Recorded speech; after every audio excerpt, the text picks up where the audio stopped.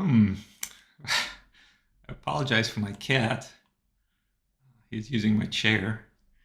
Back in the day when I started doing YouTube videos, my wife told me that I really needed a cat in my videos because people like to watch cats. So there we go. I can send this video to her.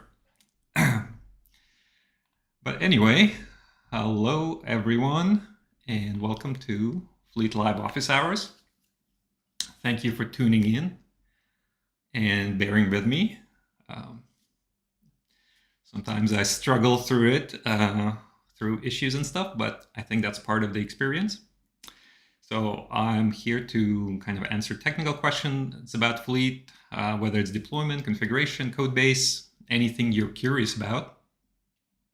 And I might not have all the answers, but I'll try to reason through things the best I can and maybe point you to the right direction.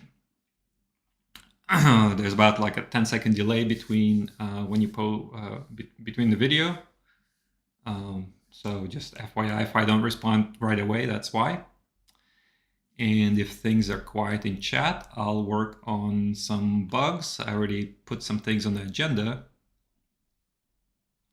So I have a rough plan for today. And Andre, who is our newest QA engineer, is in the chat as well, so he can help out as well.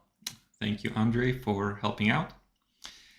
So thanks again for being here, and let's get started.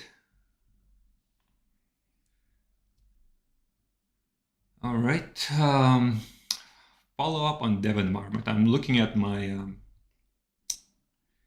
checklist. So last week, 2 weeks ago, we tried to set up a dev environment. It took a little longer than I expected. Part of the reason is I wasn't, it's been a while since I set it up. Maybe pressure of being live as well. So I'm not gonna, go through it again, but I did want to point out a few discoveries. So I think we went through this flow and we got kind of stuck here with some errors. There was an x86 error. So that x86 error was specifically, we were trying to set up an environment, but there was some dependencies, some requirements down at the bottom that we didn't meet, such as this one. If you're using a Mac computer with Apple Silicon, you need to have Rosetta installed. So that was the thing that was missing last time. So we did update these instructions a little bit. I mean, they could still be better, but this was just a small update.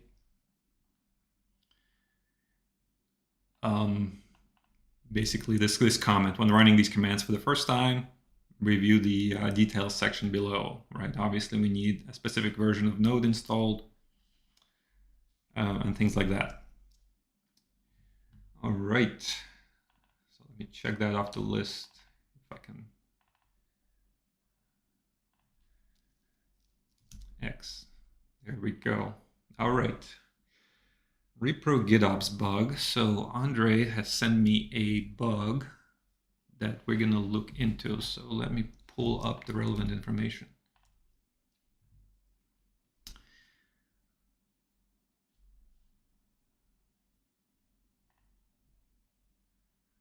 I'm looking it up. I'm trying to find it. There we go. So we support when we're doing GitOps, so basically using Git YAML files to configure Fleet, we do allow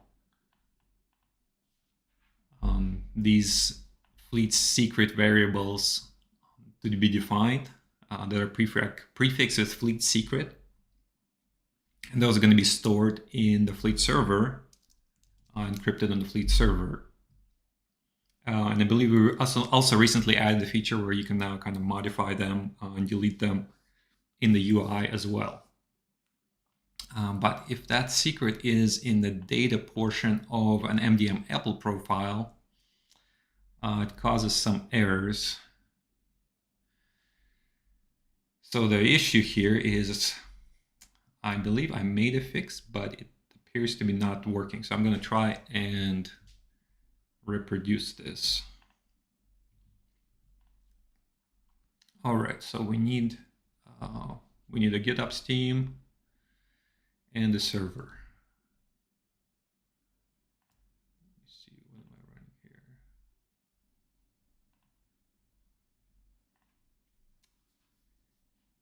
Okay, we have a server running. Let me see. Let's kick it off. Okay, it is running as I switch directories. So it's running here. That's fine. Now let's set up a GitOps flow. So I'm using a different IDE for that. I don't have it up. Let me bring it up.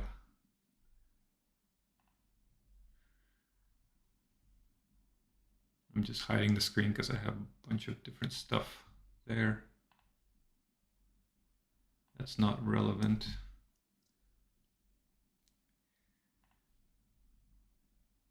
Fleet GitOps. Okay, found it. Okay, Fleet GitOps. And what we want to do is we want to set up a team with a profile configuration profile. I wonder if I have this already. Secret configuration.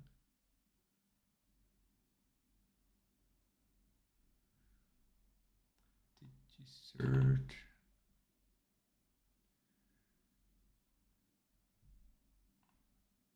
Okay, sorry, I'll just create a new one. New file. Good to give description names. So Fleet secret in data, right? That's a good name. Fleet secret in data config, mobile config. And I want to add all this to it.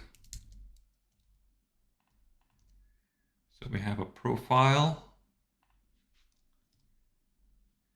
And then I want to try to upload it.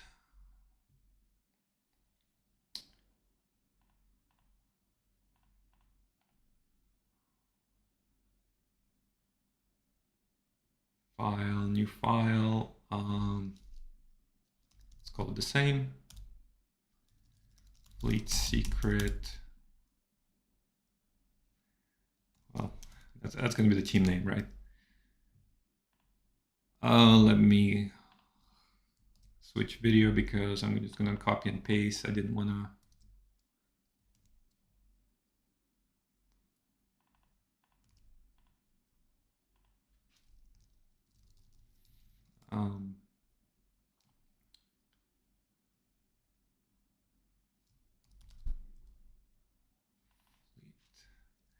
Sorry, I'm setting a fleet secret right now. Just didn't want to expose it so that I don't have to like reset it.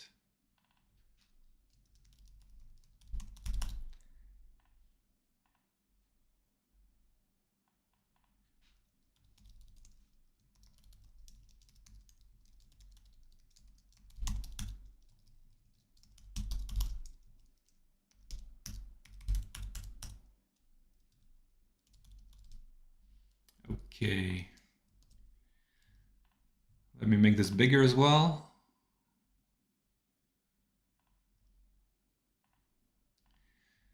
Okay, so I'm just kind of building a GitOps profile, and the goal is just for a new team, just to upload the one we just created, Fleet Secret and Data. So it's macOS, custom settings, lib, and we're calling it Fleet Secret and Data here. Fleet Secret in Data, mobile config. That's all we need, right? kind of minimum profile. So I think I need to do fleet control login.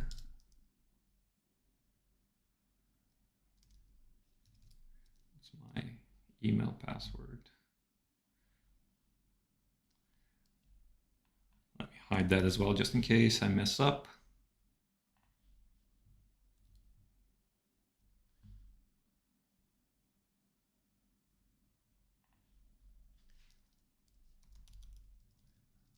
I really should know this. I have this in 1Password, so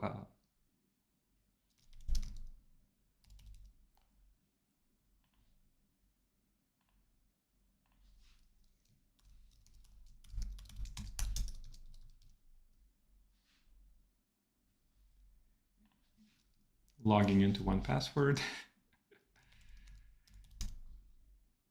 Okay.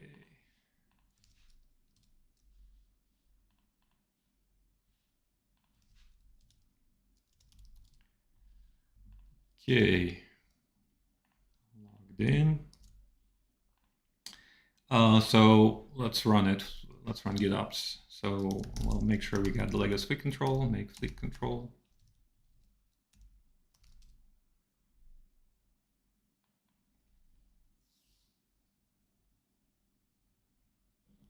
Should be quick. Okay. Okay, now build fleet control GitOps -f. And this is under, it's a different directory. So this is fleet GitOps teams. No. Teams, yeah, teams. And this is fleet secret.yaml. That's the team. Fleet secret.yaml. And then gonna do dry run. And this is expected because we didn't set this fleet secret variable that is present in our mobile config profile over here. So I know this is data, so it should be base64 encoded. So base64 decode encode. That's what I want, except encode hello world. Let's just grab this. Export fleet secret duo certificate equals that. Let's try running it again. Dry run.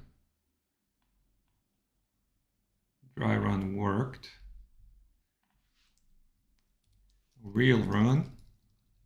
Moment of truth. Real run worked. Okay. So so looks like I cannot reproduce this bug report based on this alone, but I could try other stuff.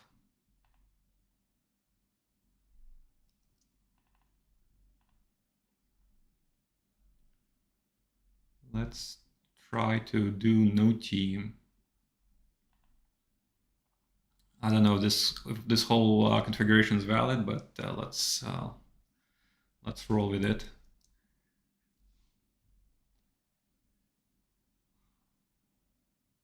While we're here, so we just need this to our no team. Cannot be set here and in default.yaml. Are we setting in default.yaml?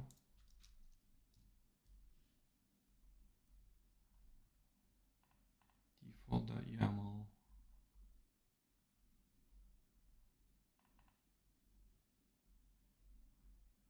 Labels.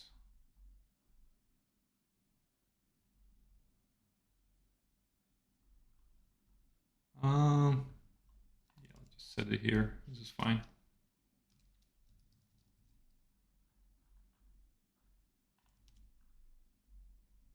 I need to set this.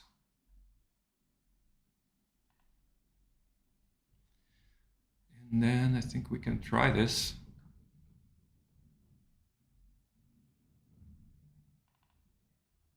I don't even think I need to pass no team. I just run default.yaml. I can move it to no team, try it there as well. All right, let me set the secret. Export fleet global enroll secret equals the secret I'm using, which I need to look up. This is so host can enroll into my development fleet.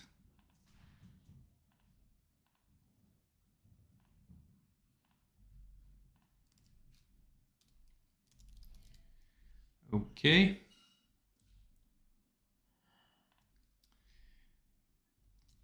Back here. So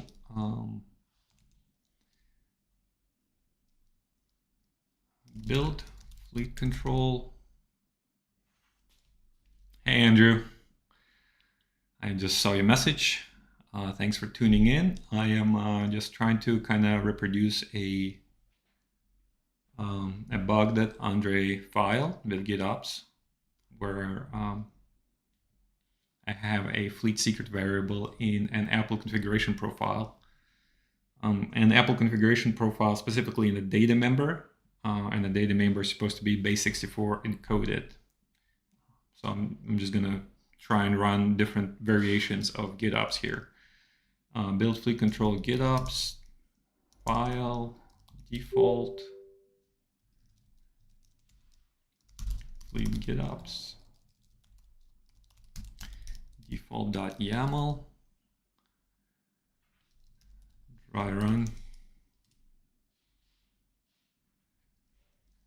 Okay, it's a different directory structure. That's why we're getting this error. So we just remove a dot here.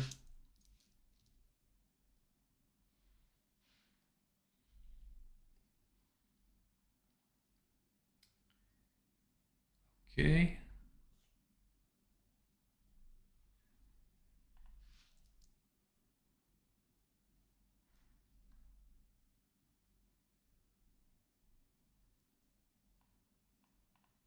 Let's do real run.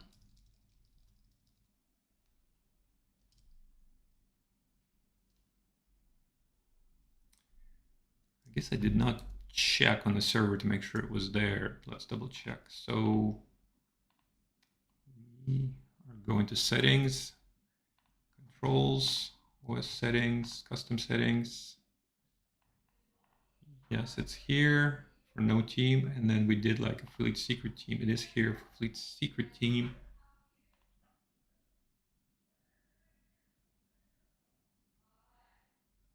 You know, I wonder if it has something to do with the fact that I was actually using this before. Like it was already up here. It was already uploaded here. So let me rename this actually. Oops.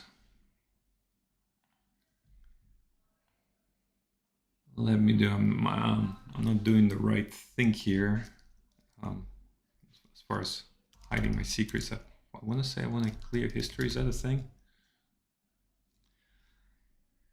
Let me quickly look up how to clear history.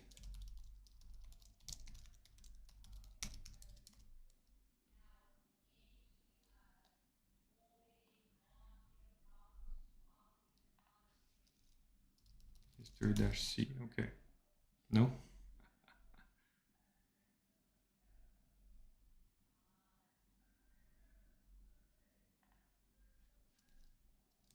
Clear history on macOS terminal.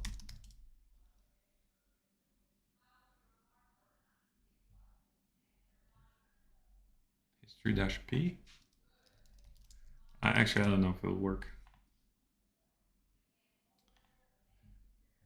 Anyway, that's my issue. Anyway, so what we want to try is we want to, because we saw that the secret was already on the server, maybe if the secret was it has a different name,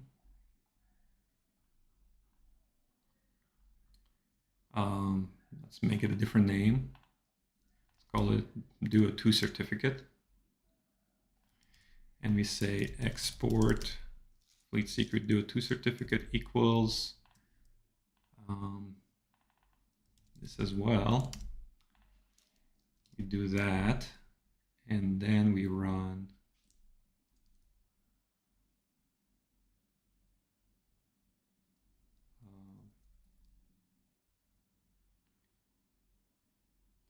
this.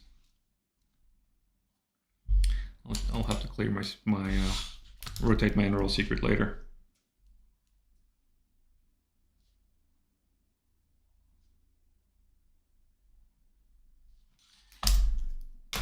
Okay.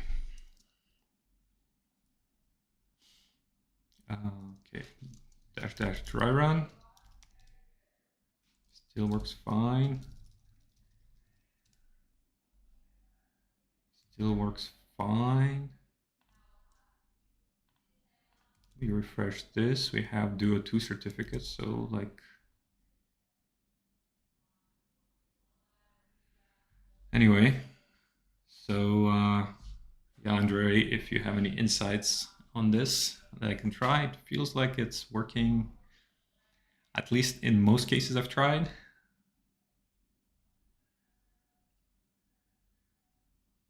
Okay, so yeah, thanks Andre for confirming the fix. Maybe you were using like an older fleet control. So yeah, thanks for sticking in. So let's mark that off our checklist. And by the way, just for anyone tuning in, you know, I've got a few things to look at, to work on, but feel free to, you know, propose things for me to look at. All right, Linux lock feature. Just want to talk about this a little bit. So we have this Linux lock feature, where if we have a Linux host,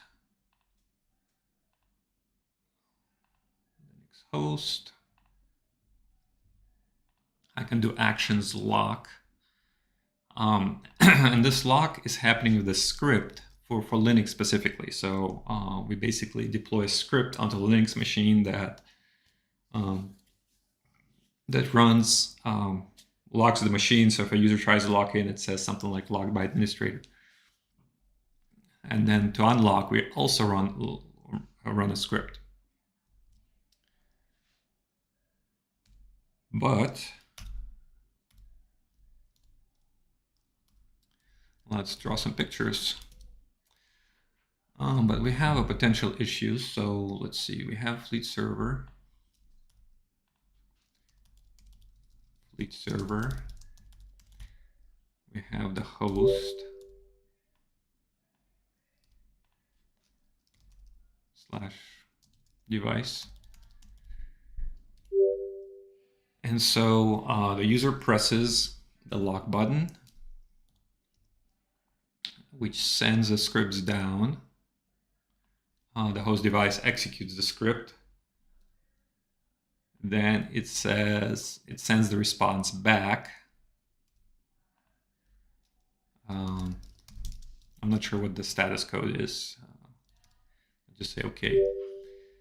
So when the fleet server sees this response, then it knows that the host device is locked. Run button.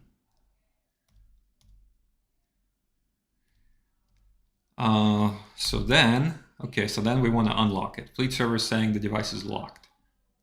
Then we want to unlock it. So we send a command. We send a script to the host to unlock it. So the script is running it. The script is running the command. And then for some reason, you know, the fleet server is losing internet connection or the host device is losing an internet connection. So the host device never sends the response that it is unlocked.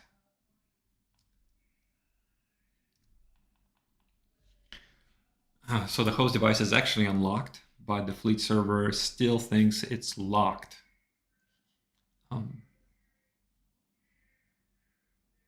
The script runs pretty quickly, so it's a rare case, but we do have this issue. Just wanted to share it with you guys. I was about to try to reproduce it myself. Is this a good time to reproduce it? I think so. Let's try it. All right, let's go. Let's go. Oh, sure, we'll do it here. So let me think. I have another repo. I have a branch.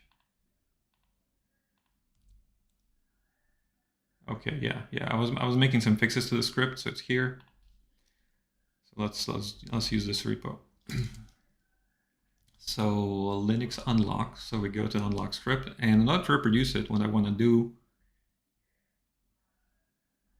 is actually want to delay this sleep 30.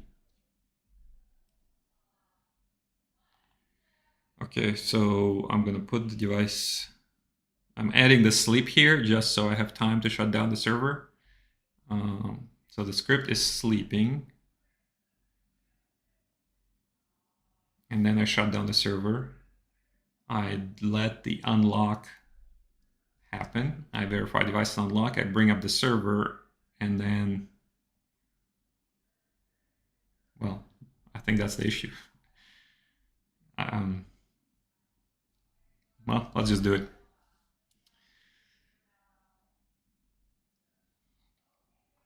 Okay, let me launch the server. So it's a different directory. Fleet 2.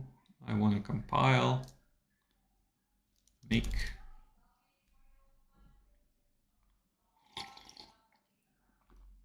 I have a VM that we're going to look at somewhere. Linux VM right here. Okay. Launch the server. I mean, let's not just unlock it, just so we can see what's going on. We have the VM running. It is this VM. Let's reload, make sure everything's fine here. Okay, actions, lock. We got the lock pending status here. So device checks in currently every 10 seconds. So it should be getting the script within 10 seconds and starting to run it. There we go, something happened. It ran a few things, but then because this is Ubuntu, we've seen some issues with this UI when things are locked. So it's actually gonna restart it in text-only mode.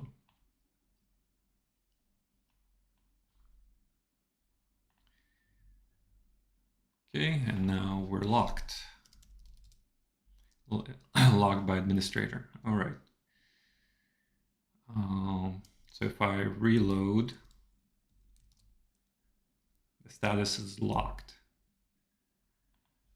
So let's go ahead and unlock. Let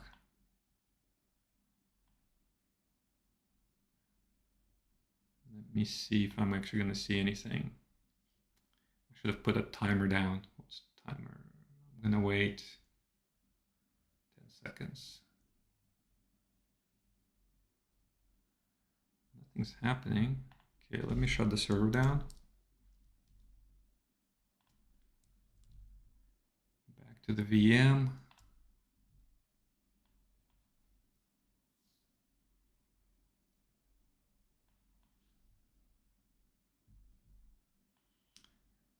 Well, this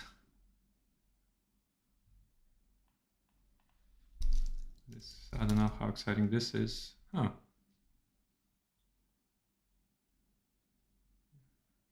Looks like it's unlocked. Okay, now it's restarting.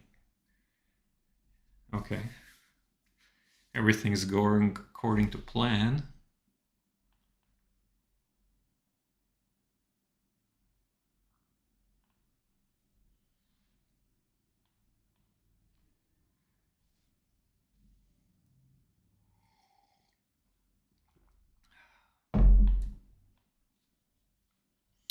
How's everyone doing today?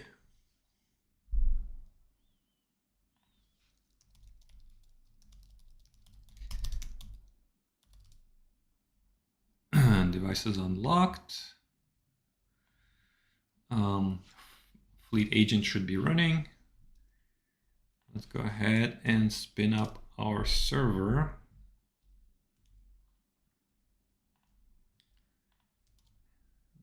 Device is unlocked pending.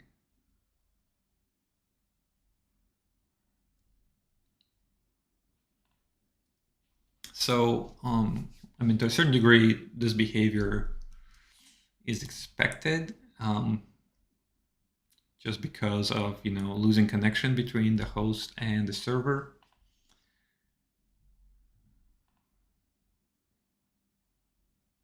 Is it gonna run it again?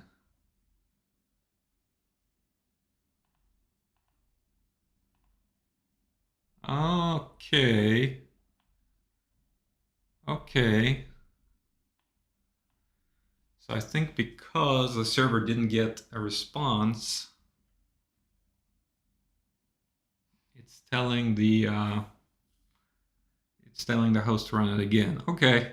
So I think that's fine. I mean, it's a little strange.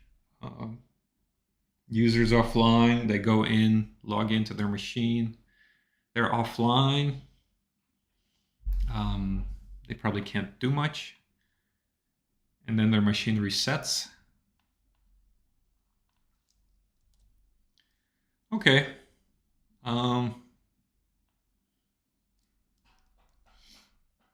Feels like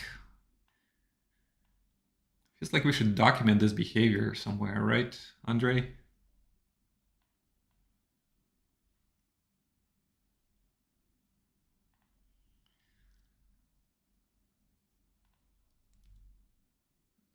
And yeah, anyone can do anything, so let's go ahead and document it. Why not?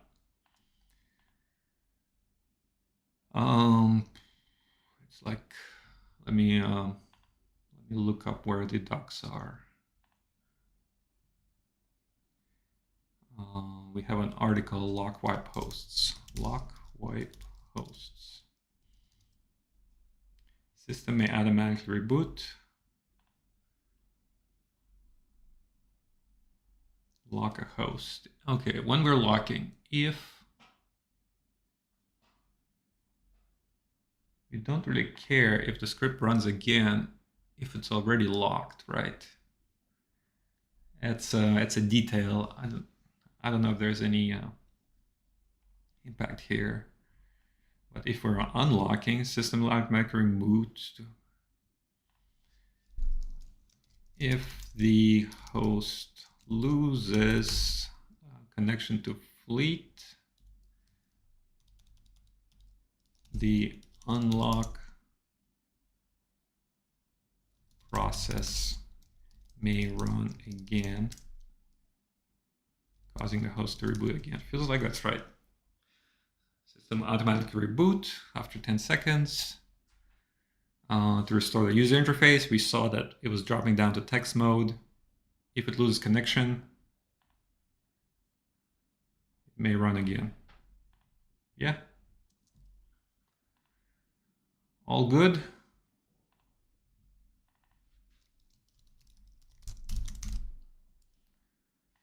Let's go ahead and push that change. There we go. Fleet user documentation updated live.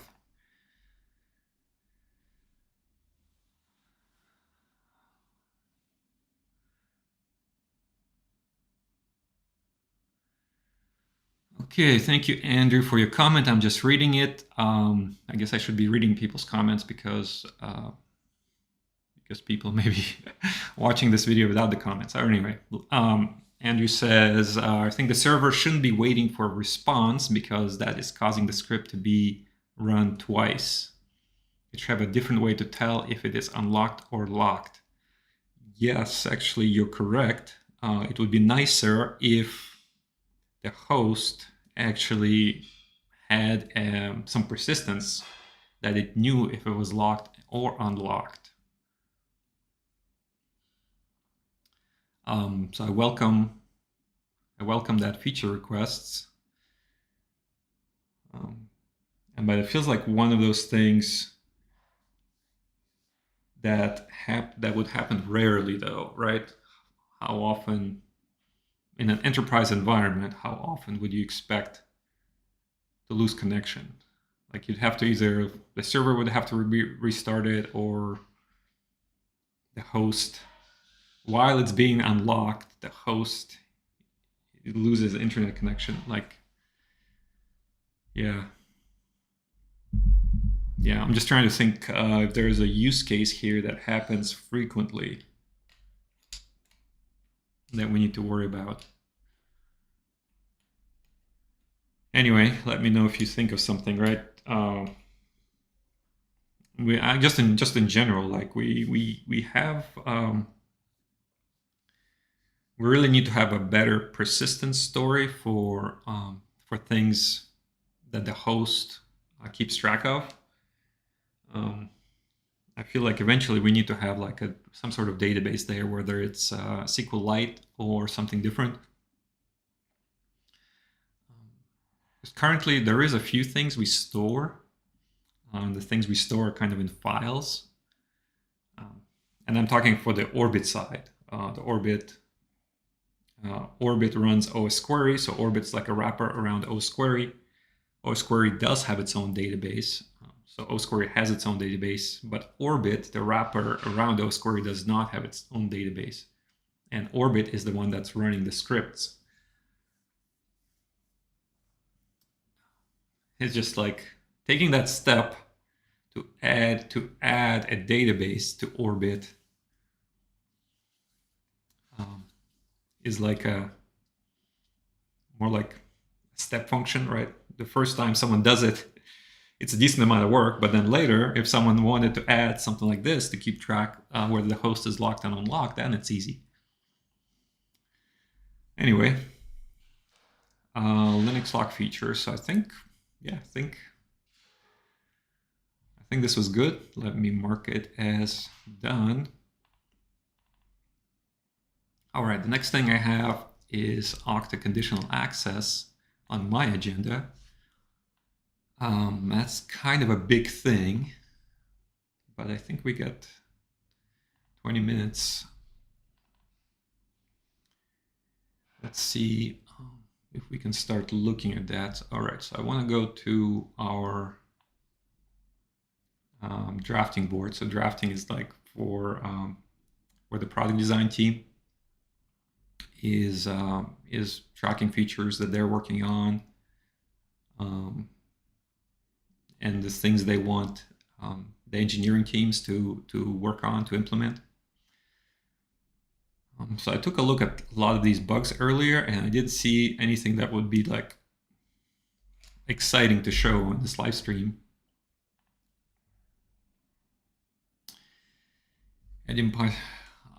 Brian's commenting, idempotency feature might be a good feature, to be honest. I agree. I agree, it would be a good feature. Yes. Anyone want to file a feature request? You can say as seen live in office hours. All right, I'm going to go ahead and move on. Okay, so this is a POC. Let's talk about the feature request. Conditional access with Okta. As a security engineer, I want to support conditional access, okay. But this is the key here. Can block users from logging into third-party apps via Okta if they're failing any policies. So there's a few terms that this is called. We're calling conditional access here. It looks like it's linked to another request where it's being called device health.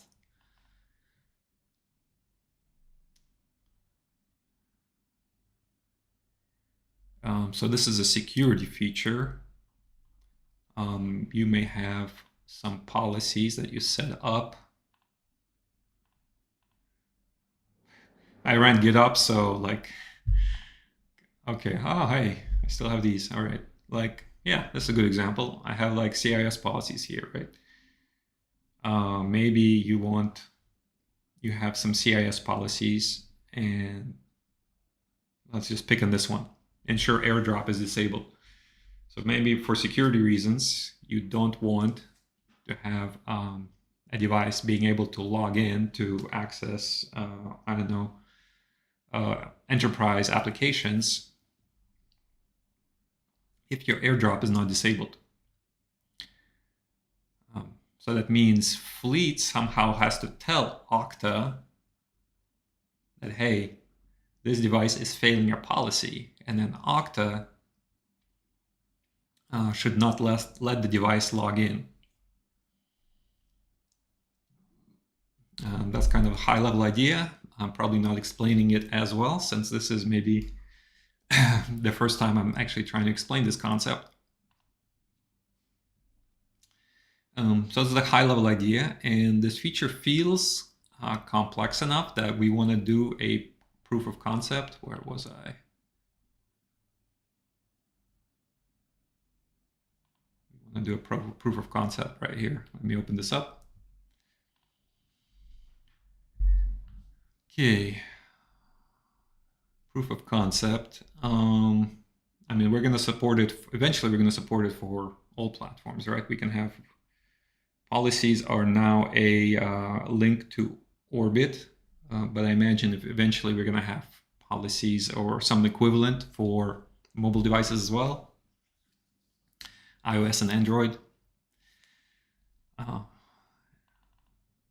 So let's assume macOS, the POC is macOS only. We have a lot of customers using macOS. All right. This is some detail. Let me think. Goal is to flush out implementation unknowns. Yep. So let's look at this sequence diagram. Can I make it bigger? Oh, here we go. No, here we go. This one. All right. Let's walk through this.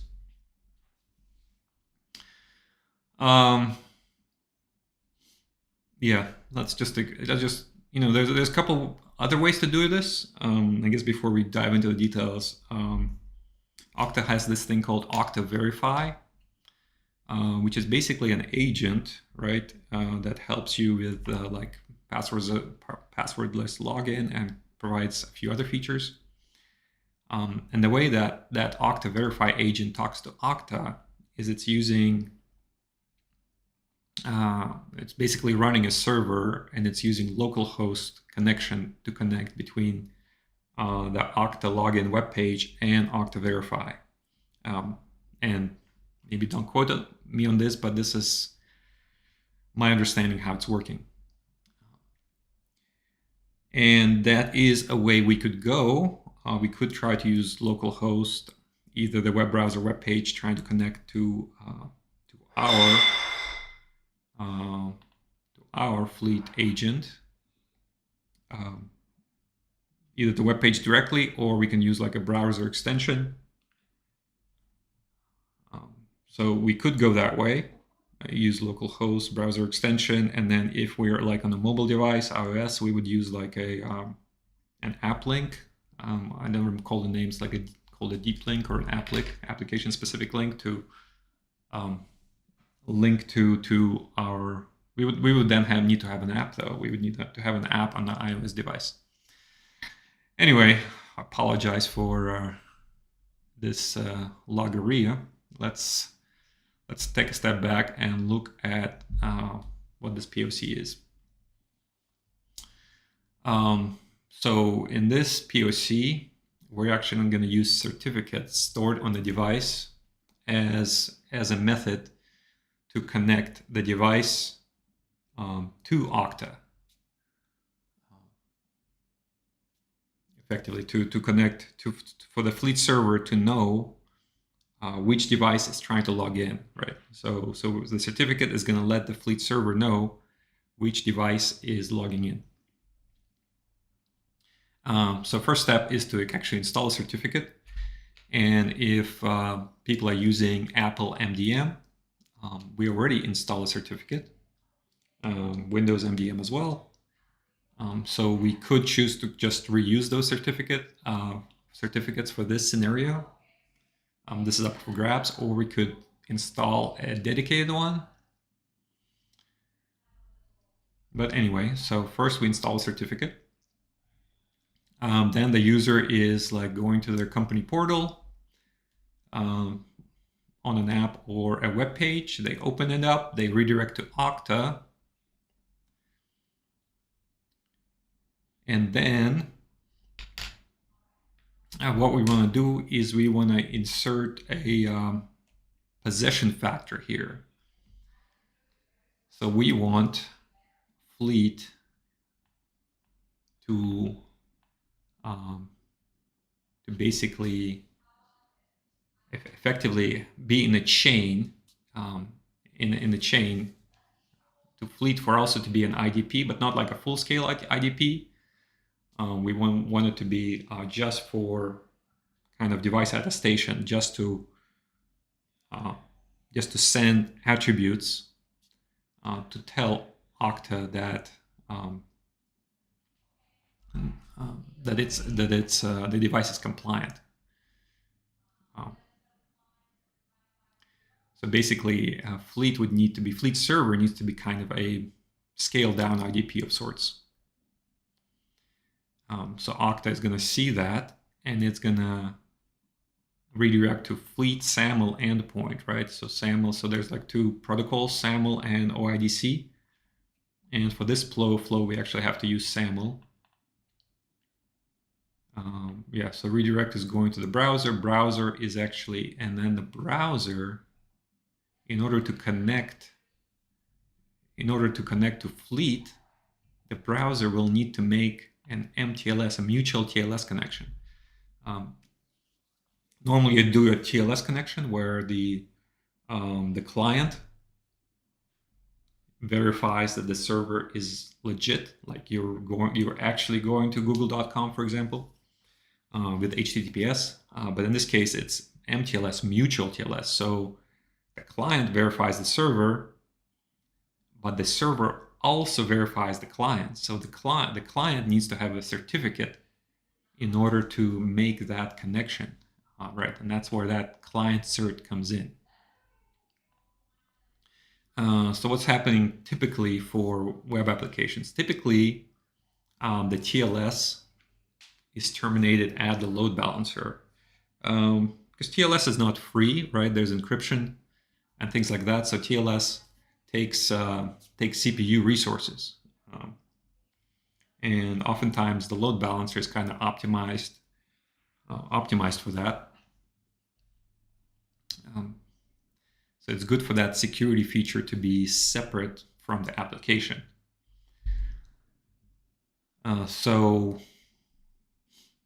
other trick with mutual TLS is it's kind of tricky because Fleet server is now TLS only, right? We go to Fleet server, we connect to HTTPS, like there's nothing that pops up, it's just TLS. But now we're going to be adding an MTLS endpoint on the Fleet server. And that's kind of tricky, tricky for the infrastructure, tricky in general to support both on one application server, to have a TLS connection and a mutual TLS connection. So the proposal here is for this endpoint that's doing the MTLS connection to actually be different. So like if the Fleet server is at fleetserver.mycompany.com, this MTLS connection would be like, I don't know, login or devicehealth.mycompany.com, devicehealth.fleet. It would actually be a different URL. And that would actually make it easier because one URL will be mutual TLS only, the other URL will just be TLS. All right, so the user's browser tries to make a connection to the Fleet server. It hits the load balancer. Load balancer validates the client certificate. So this means the load balancer needs to have, I think it just needs to have the public, for validation, I think it just needs to have the public, the intermediate certificate that was used here. I don't think it actually needs to have the private key, but I don't recall.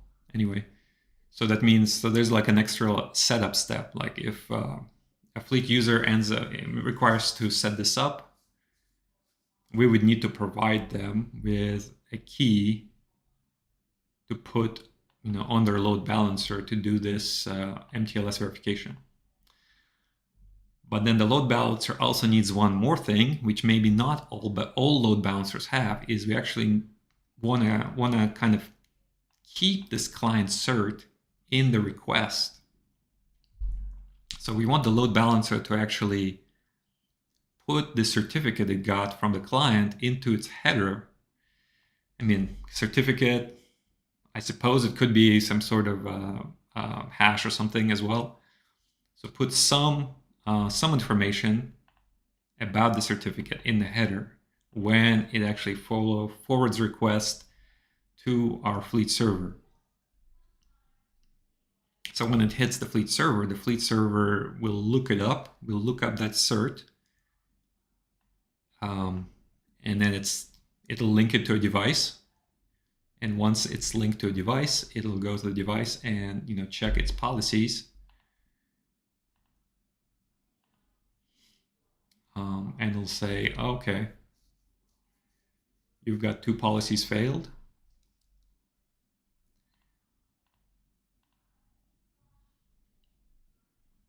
So either policies are passing or policies are failing. Oh, one more thing. I think this is going to be configurable. I think that's a detail. Like we probably don't want to do like a course pass or fail. We'd want the IT admin to set up, which policies must pass in order for them to be marked healthy for Okta device health.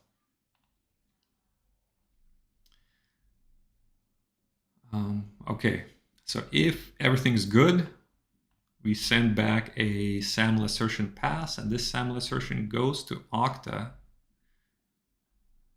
Right, so browser directs to the load balancer. This flow may not be completely right. SAML assertions goes to Okta. I feel like this flow is missing a response, but well, that's part of the reason why we're doing the POC. Like I'm saying, this step 6, where's the response back to the browser?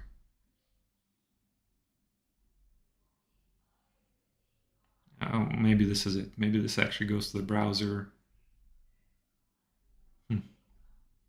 Something to figure out. And then eventually Okta or the browser will tell the target app that everything is good, user has access granted, and they can proceed with their work. In the error case, we definitely want to show the user some kind of web page to tell them how to make their device healthy. Right? What we want the user to do is effectively go to their My Device page, click on it, and they would have to, let's say,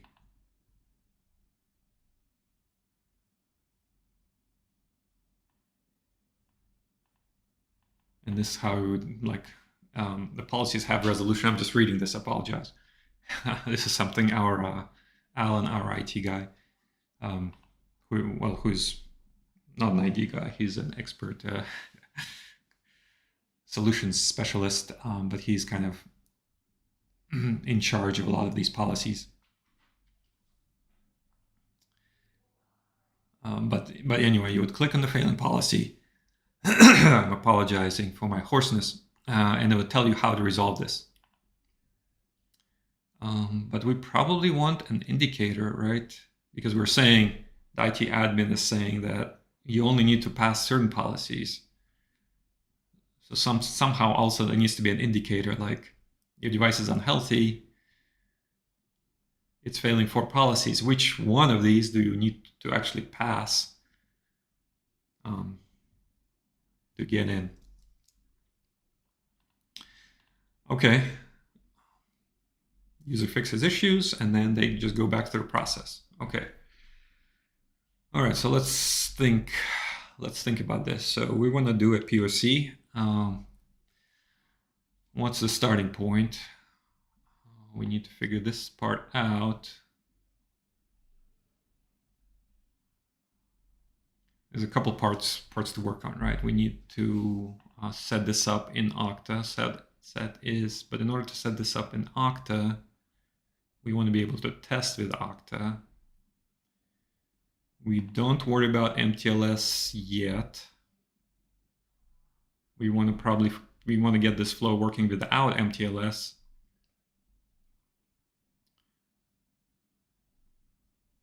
So in fact, we probably don't even worry about this part as well initially, right? So the first iteration,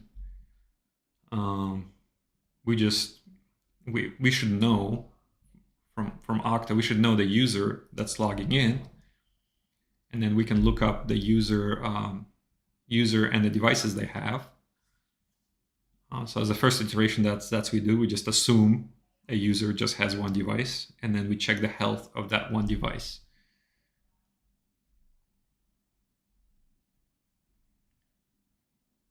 So, okay. So I think the first thing is to implement SAML. SAML.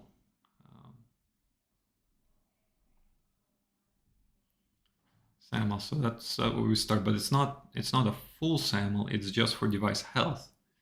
So I guess the first thing is to figure out exactly how, full-fledged IDP is different from just a device health.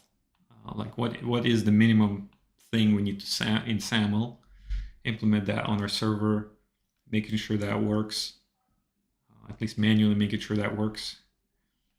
So once that's working, then we try to hook it up to Okta. And I think we just do like a trivial, probably initially just do trivial always pass. Maybe we flip it, always pass or always fail. Then we hook it up to Okta, we try it, always pass or always fail, making sure that works. After that, we hook it into policies. And then making sure it fails on failing policy, have like a trivial policy that we can flip between passing and failing. So then we have like the basic flow working. Okay, yeah, that's another thing. When it's failing, we need to be able to display a custom web page. Okay. All right. My cat's gone. Well, thanks everyone for tuning in. We're at the top of the hour, so it's been great that people are interested in these live office hours, and I hope this has been useful. It certainly has been good for me as well to kind of think out loud and I would say think on my feet and make mistakes. Like I need to rotate my enroll secret because that was exposed. thank you all. Have a lovely day, and I hope to see you in 2 weeks. See you later.